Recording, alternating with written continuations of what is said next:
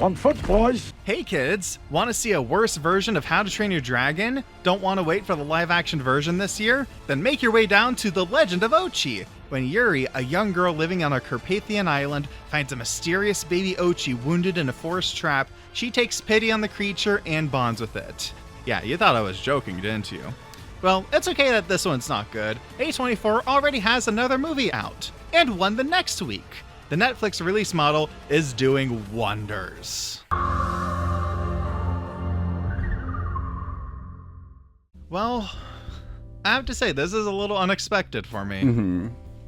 You know, like, because I know that it's kind of like the running joke in, like, film, film Reddit, film blue, whatever, like the filmosphere online. Mm-hmm.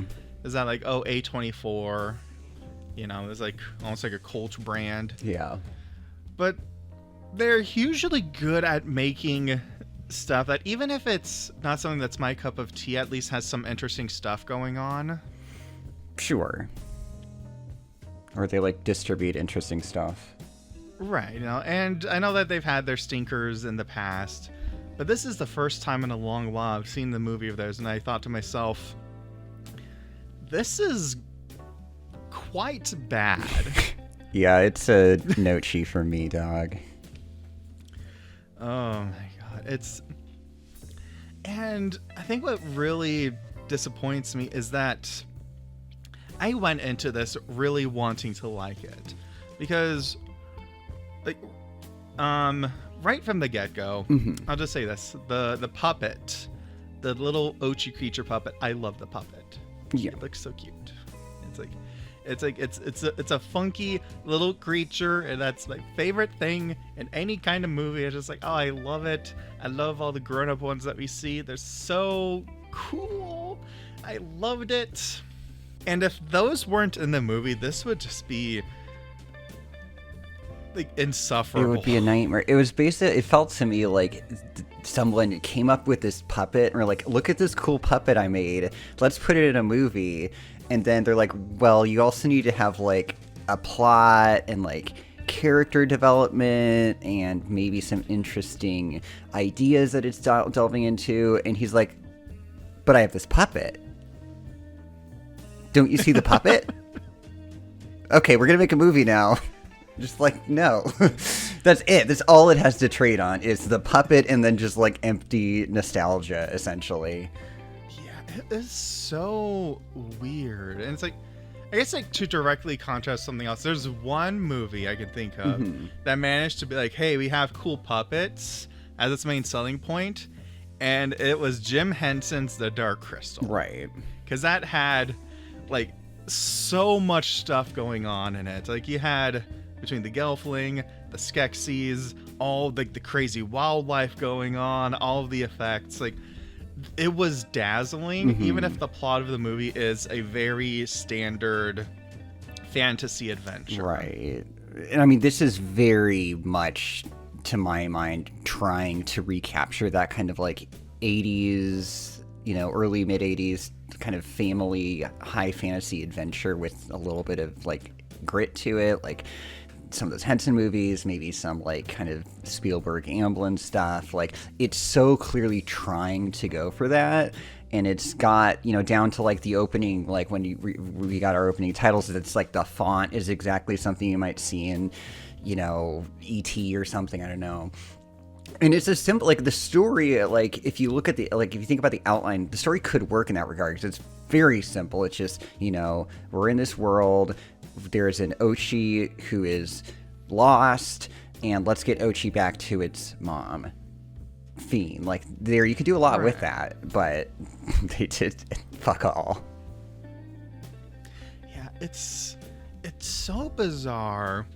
And to give for those listeners at home who haven't seen this yet, to give you an idea, like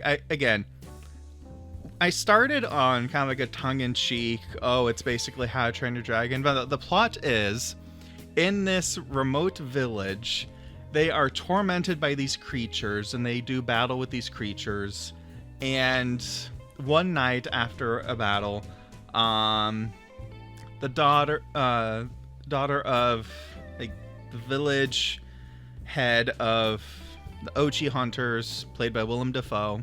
I'm just going to call him Willem Dafoe because I don't remember his character's name. Anyway, so his daughter, Yuri, goes out into the woods, sees baby Ochi in the trap, lets it out, takes it home, is like, oh, you're not dangerous, you're sweet, and immediately runs off to return it to its mother. And you see this in the trailer, and you think like, oh, this is going to be, you know, like maybe like a half hour in, you know, they're gonna have like a little bit of bonding, a little bit of like getting to know the creature. Now this is like, what, I want to say 10 minutes into the movie? Immediate. 10. And I was like, wait, we're already going? We're already going? And then, yeah, that's just the general conceit of the movie right there. Mm-hmm. And not even the general conceit, that just is the movie. Like, she's going to get the Ochi back to mom. Dad is chasing her because he's a fanatical hunter who has like a small army of child soldiers. And then the mom. Yeah. There was... this is one of the things that's disappointing, because I went into this, I was like, okay, there has to be something here that's going to be like an underlying current. Mm-hmm. And when we're introduced to Willem Dafoe and his little army of child soldiers, the way that they're all introduced is very interesting. He says, like, your parents are all, like, for whatever reason or another, they're not willing to fight. They're not well enough to fight. You are going to stand up and save the village, young men. And for a second, I was like, is that intentionally echoing the rhetoric of perhaps the far right, where it's like, the older generation hasn't done, they've let things decay. Now it is up to us young men to put the world right by bullying minorities at all. I was like, okay, is this going to be a theme? And then it's not really. Did any of the characters change during the course of the movie? I think Willem Dafoe learned that the creatures are nice and we shouldn't kill them, which is like the most obvious change. I mean, was there any world in which case you thought that wasn't going to happen? It's either that or he would become an irredeemable monster and die. It's like one of the two most obvious. Kind of would have been funny if that had happened. I'm like almost positive that Willem Dafoe took this role because he just gets to like yell at children for an hour and a half. Like he has to get a paycheck, okay? It's, they can't all be a Robert Eggers movie. I really wish he would have used his like lighthouse like crazy Mainer accent, because he's doing kind of something, and Emily Watson is kind of doing something else, and it's just sort of like, well, I guess I should kind of do something that's vaguely like Slavic, I guess, but I'm not really gonna do much of anything, which honestly kind of speaks to the entire aesthetic of the film. Like, honestly, the biggest disappointment for me, it's just like, it sets up an idea that would be interesting to explore in this world. Like, it's about this small island, there are fantasy creatures on the island, and it feels kind of antiquity, but there's this kind of modernity that is being introduced into the world. Like,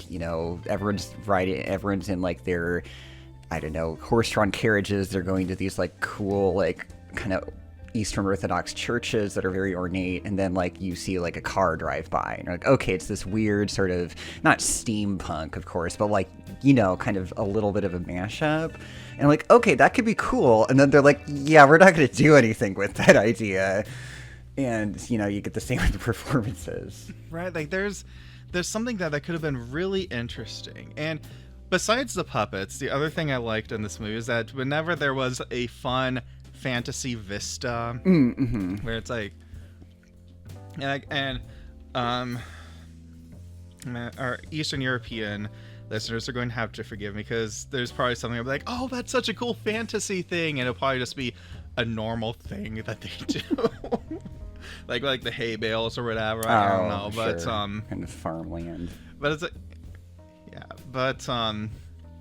just so those little things. It's like, oh, that'd be, whenever that pops, it's like, oh, that looks nice. It kind of tickles my fancy a bit.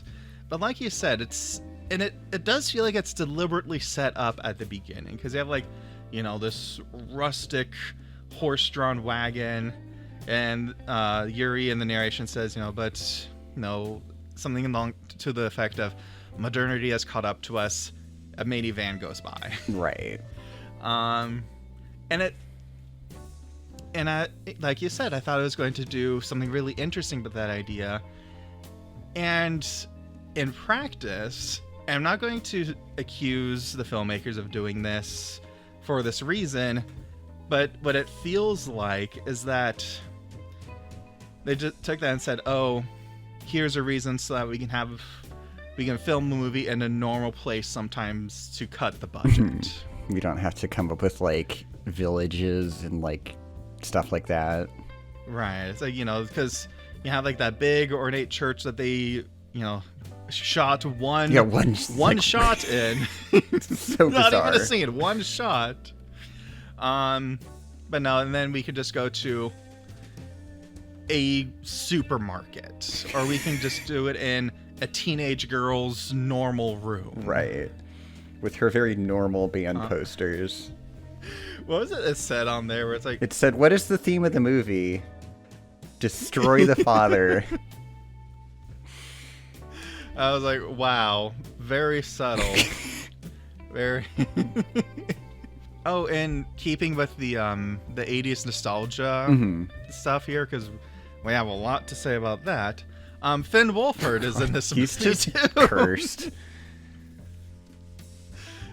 God, he's one of those folks where it's like, I think he's good, but he just has his agent has really bad taste in scripts. Yeah, he's very much like Stranger Things, like has kind of cursed him for all of eternity, or at least until he turns like 32 or something. I mean, like, it seems like he at least is like I forget what there's some like kind of 80s slasher movie that he's in and also like co-directed or something that's out right now that Oh, Hell of a Summer. There we go. I mean, I'm not going to watch it, but it's like, okay, well, clearly if you are involved enough to like be like filmmaking this stuff as well, maybe he likes it or something, but he's clearly found a lane that works for him and just going to ride that out forever. Yeah, it's very... he's probably going to be in the next... Oh, he's in Del Toro's Pinocchio. I didn't realize that, actually. Oh, yeah, he's Candlewick, I think? Yeah, he's Candlewick. That's right. I just did a video about this. I probably shouldn't say, oh, this person is in the movie. I didn't know that. Doesn't reflect well on me. I mean, everyone is John Leguizamo until proven otherwise to you, so I don't blame you too much. I swear. I'm going to ride that into the ground. Well, speaking of the 80s nostalgia, this movie also does the thing where it likes to do needle drops a lot. I was obsessed with the fact that, like, every time they get into a car, they're sitting around at their table eating their, like, the most disgusting movie food I've ever seen in my life. There's just this constant, like, I don't know what's it called, like, Balkan, like, electro pop happening, like, just constantly, and it's so funny. I loved it. It was maybe the highlight of the movie for me, because it was so stupid. I saw this. So the theater I frequent will have early day screenings before they usually open up that are closed captioned. And I'm glad I did that because what's her name? The actress who plays Yuri in this movie. God, I couldn't understand a lot of what she was saying. If it wasn't for those subtitles.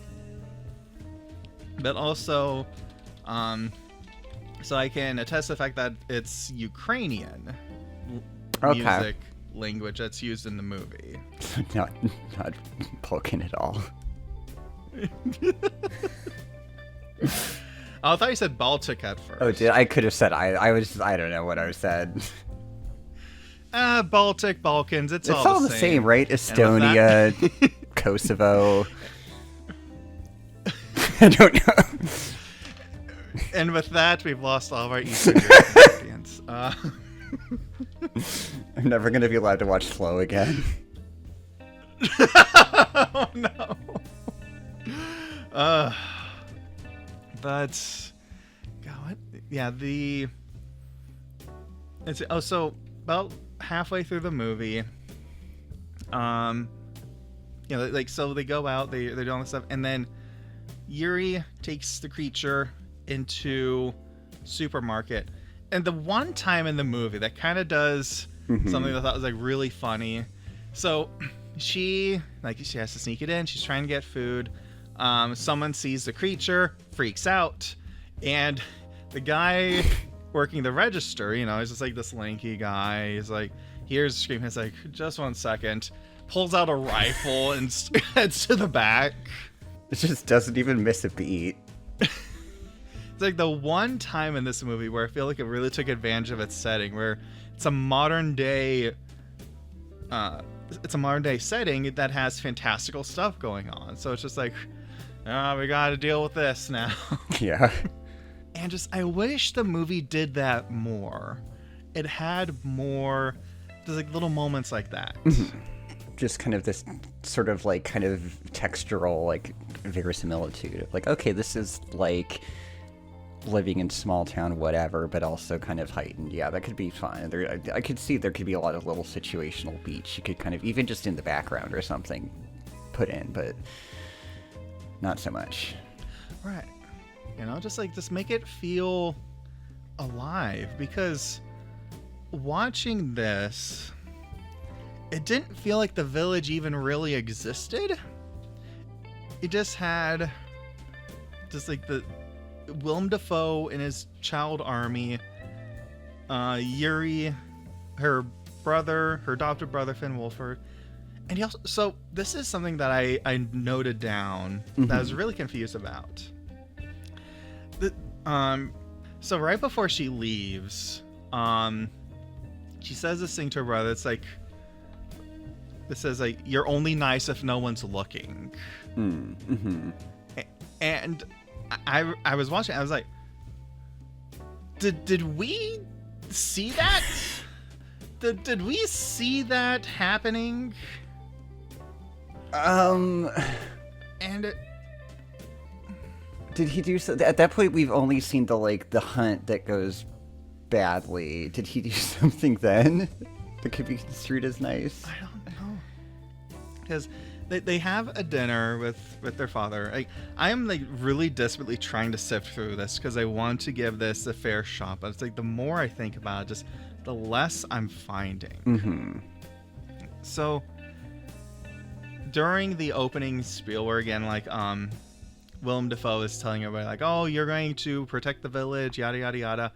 He also is like, I am so proud of my adopted son Finn Wolfhard. As Yuri, his real daughter, sits quietly in the rafters. Yeah. And so there's this sense of she doesn't feel like, he appreciates her. And there's some tension at the table because she's like, oh, what about, mom? And I think, does he say to the kids? Because at first I thought it was like, oh, the wife is dead. But then over time it's kind of like, oh, turns out she's not dead.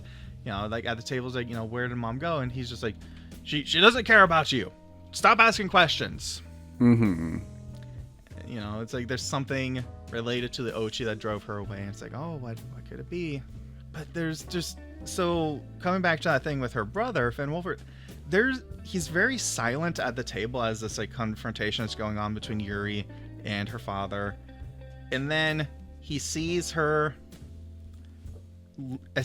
running away with the creature. She says that thing to him, you're only nice if nobody's looking.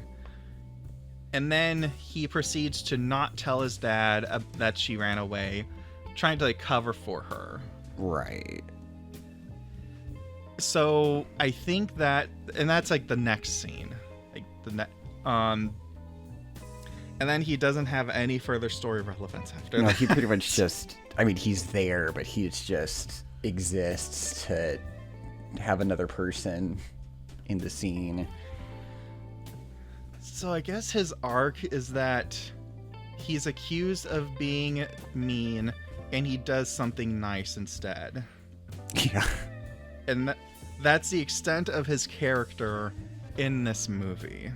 It's very much like a lot of these characters, him, the dad, the mom, like it's all very like, they feel like kind of like the equivalent of like flashcards where they're given like 3 traits and 1 thing that they can change, and then it just is executed because it said so on the thing, and there's no, you know, reason why it's happening or interiority to the character or a sense that they're like people. They just feel very like, I don't know, they're simple and flat, and I don't know, like you could make the argument like, oh, it's supposed to be like a fairy tale and those are very simple, blah blah blah blah blah, but like it's like, yeah, but this is a pretty shit fairy tale if that's the case. I'm not caring about any of this change. You know, and again, like to kind of come back to a previous comparison I was making, you know, again, Dark Crystal is not exactly one that I would say has a super compelling characters or story to it. Sure. Like, you got protagonist, you have the girl version of him, but it still manages to hit the story beats. Like, the story still happens, even if you can tell what's going to go on. And then it's just, you know, the world building around it that's so ornate, that's so much to dig into. That's the main draw of the movie. That's the main reason why I like it so much. Yeah, I would argue that this movie is much more on the level of like Never-Ending Story or something, in terms of just having like really wafer thin characterization. Like that movie exists to create pathos when the horse dies, and then get this fucking song stuck in your head for the next week after you've been subjected to it. Well, we were singing the songs from Legend of Ochi. Oh, yeah, like, that is noticeable. I, for one, was very fond of that track, Pale, Pale Moon. Oh, wait a minute. Wait a minute, that was last week. Can we just talk about that? That was... This is now Sinners Part 2. I have seen it 2 more times since our last podcast. You can stop anytime I want. I actually saw it a second time. The second time I watched Sinners was like an hour after Legend of Ochi, and by God, it just was like just whiplash. What's that meme? It's an old one now, but like hydrogen bomb versus coffee. Okay. God. Well, and like, God, and the music of it, like, you know, we talked about the radio hits, but that's another like way that the movie absolutely wastes anything interesting it could do, is because once we kind of start to get to know Baby Ochi, we come to learn that the Ochi like speak through music, essentially. She starts to learn words that can be used to make magic happen. They're able to speak with songs that can pierce the veil between life and death. Okay. Oh, wait. I think we're still, you're gonna take a quick recalibration. But yeah, so it's like they speak with their emotions.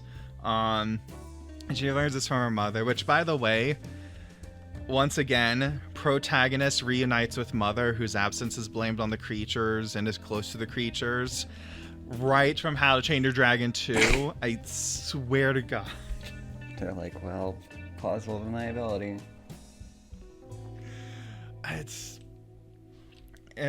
And then, so she finds her mother, and her mother's like, oh, you can't go, or you can't take the baby back because it now has like human scent on it, and they will reject it. And she's like, I'm gonna do it anyways. Also, I'm gonna throw your things on the ground. Can I just say, like, and no shade on the actor or whatever, I was so just aggravated by Yuri, like, on multiple occasions. Like, I don't know Right, why. I was like, oh my god, just calm down, child, please. Right, because like, there's a difference between, a kid who's like, a little rambunctious, maybe a little rebellious, but still has something that they're working towards. Like they can still make sense, or still has like an emotional connection to. Yuri just felt like, what's wrong with you? Yeah, I know. It's like, why do you even care about this thing? You don't seem to care about anything else. And again, like, it's like I said, no shade to, what's her name again? I just looked it up. Helena Zengel. No shade to Helena Zengel. She's probably directed like this, but yeah, I'm sorry, this just did not. How I did. How old was that character supposed to be? I want to say early teenager. Okay, because she acted like a 7-year-old. I don't know.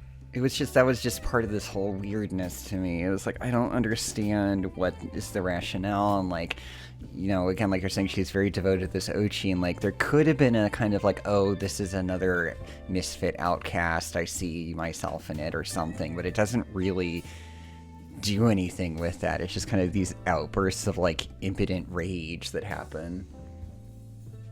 Yeah, like it doesn't feel like she's like responding to anything. She's just like, I'm gonna be an unruly child now.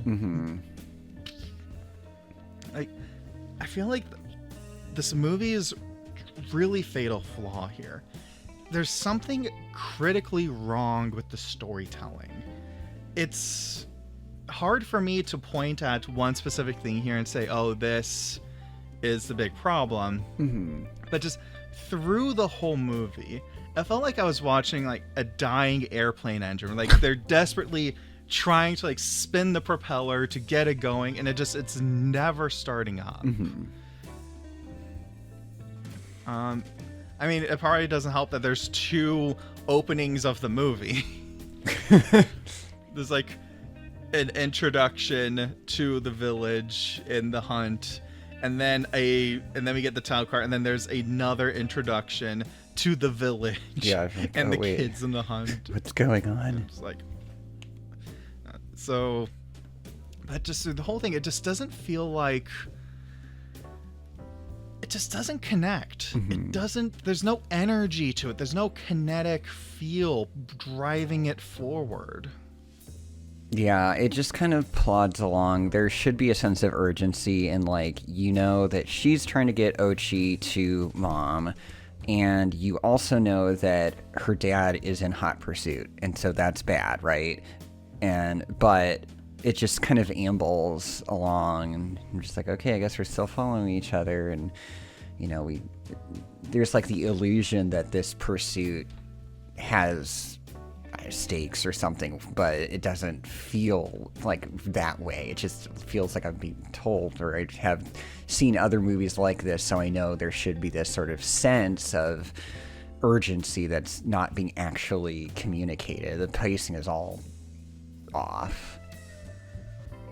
Right. It's like there's this point where they're driving, and then like Yuri crashes the car that she's driving, and they run off from it, and her father is coming along the road like one scene later, and he stops like, oh, what is that? And then sees the car, and she had stolen the car, so he doesn't recognize the car. But at that exact moment, one of the investigators is pulling out her little like teeth, her little fake teeth that she was wearing, and her dad's like, oh, she was here. And it's one of those things where if I liked this movie, right, I wouldn't make fun of it, just because it's one of the things like, oh, it's just conveniently pulling it out at the right time to show the other character what's going on. But if the story is going along at a nice rate, then you're just like, oh yeah, that's what has to happen for things to go, and then we'll go from there. Right. There's like a critical mass of, okay, I'll give you this one, or another one is like, is sometimes a movie can kind of pull a fast one on you and have some kind of okay, we just got to go with it. But like, if they can do it slick enough, there's almost like a sleight of hand. Like, you don't really think about it till later, and if you don't think about it till later, is it really that bad? Right. It's like, that's usually my rule of thumb with this, is that if I don't notice it when I'm watching the movie, it's fine. Yeah. You know, like if I'm bored enough in a movie that I'm asking myself, well, that's a pretty convenient thing to have happen. Something is not right. My attention should be on other things. Right. And not like, oh my god, how much longer is this going to go on for? That's it. I do like the big, when at the end of the movie, when she finds like the Ochi, I don't know, the Ochi heartlands, the big Ochi cave. Mm-hmm. And there's like all the little Ochi like peering out, and then they roll their little doors shut. I was like, the Ochi are such there. dicks. I want to say hello. There's like, no. Just like, no solicitors, goodbye.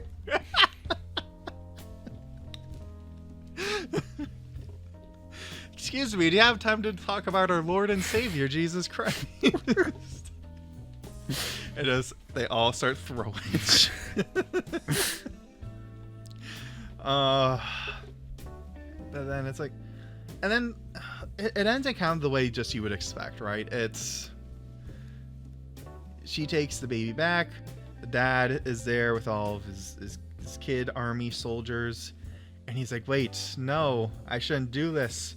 We shouldn't be violent. And then they sing the song of their people. Mm-hmm. And I don't know, world peace, I guess. I don't know. We're all happy. And again, I know that they're trying to go for that, like, again, that classic 80s family movie feel. But the thing that those had in common is that they were good.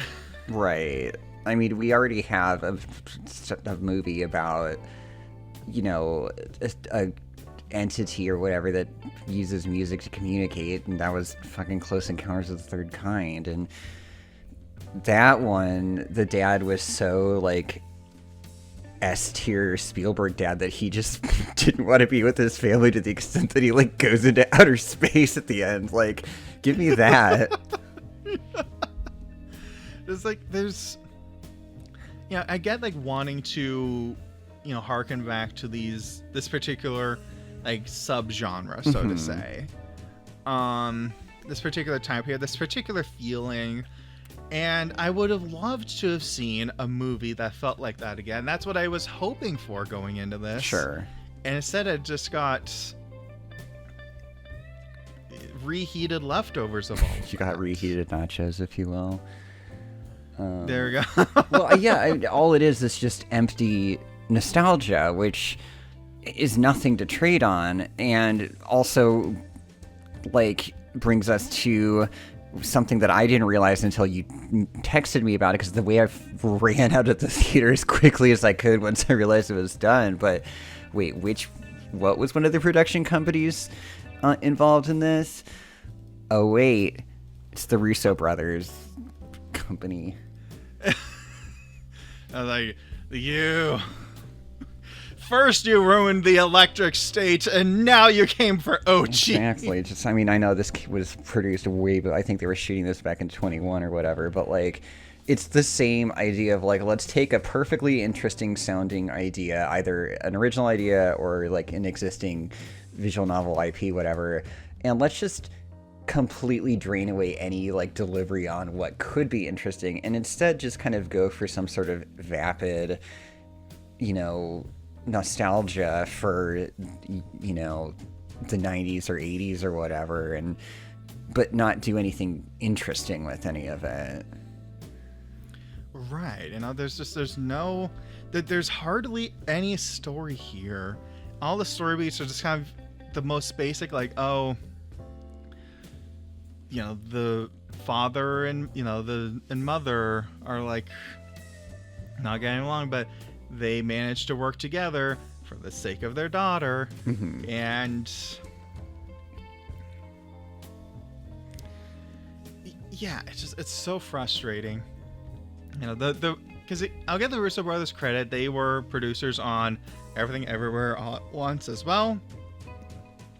They put all their energy into that, I think, and now they're just like, no, they're just done. We're out of ideas. So Avengers Doomsday is going to be fine, I'm sure. Let's make Gray Man, a movie so thrilling that I fell asleep while Chris Evans was busy like destroying the entire trolley infrastructure of Prague. I woke up and realized I had 45 minutes left. It's called The Gray Man because it's all just a gray blur in your memory. Mm-hmm. But yeah, it's just like, like, I don't know, the amount of charity I have for The Legend of Ochi is essentially negligible, just because it had a thought, it had a fun puppet, but like there's no emotional core to this. It's the easiest thing in the world to get me to like cry during a movie, and I was like not only completely just stone-faced the entire time, but I was like, I would have been angry at myself if I had somehow gotten teared up about something by the end of it. Yeah, I was just like, nothing here resonated with me.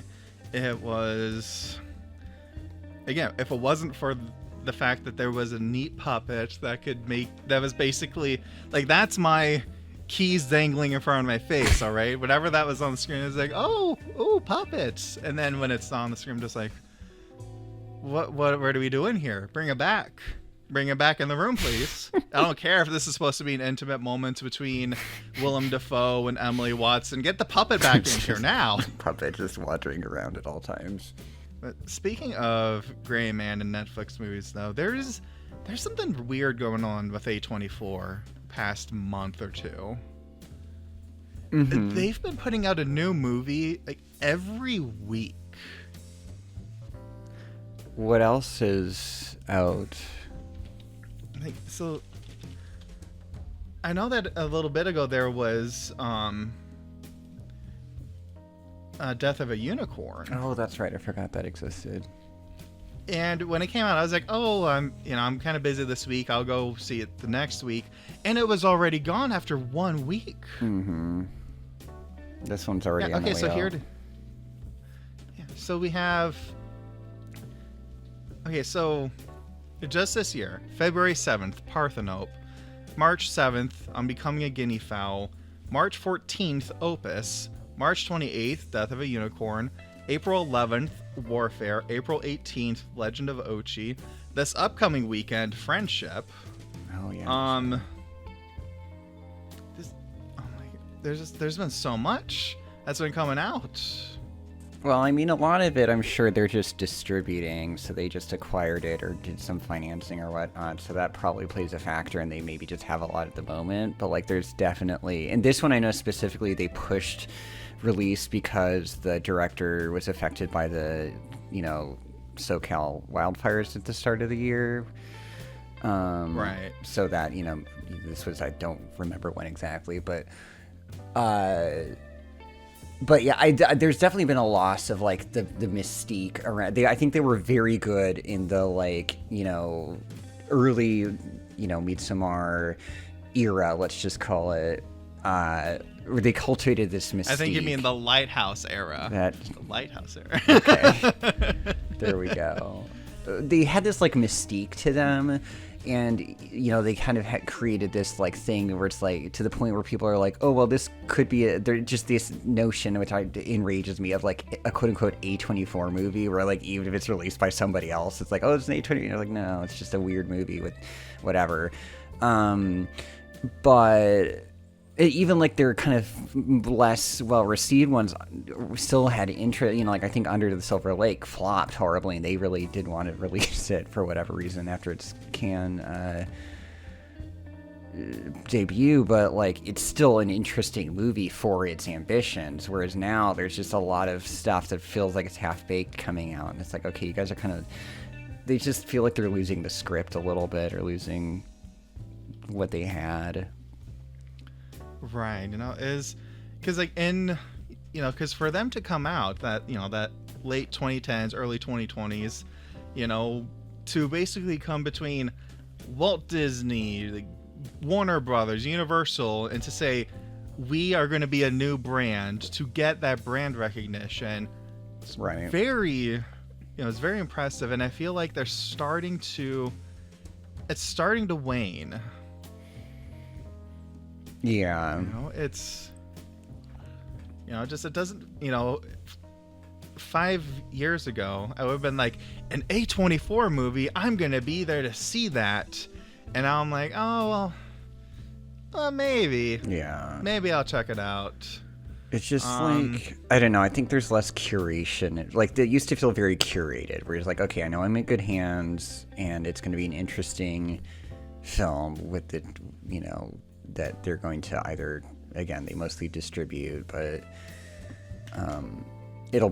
I trust this. Whereas now it's like, okay, I know you're still gonna get like a queer or something along those lines a few times a year, but in between is like a bunch of stuff that goes in theaters for 8 seconds, is and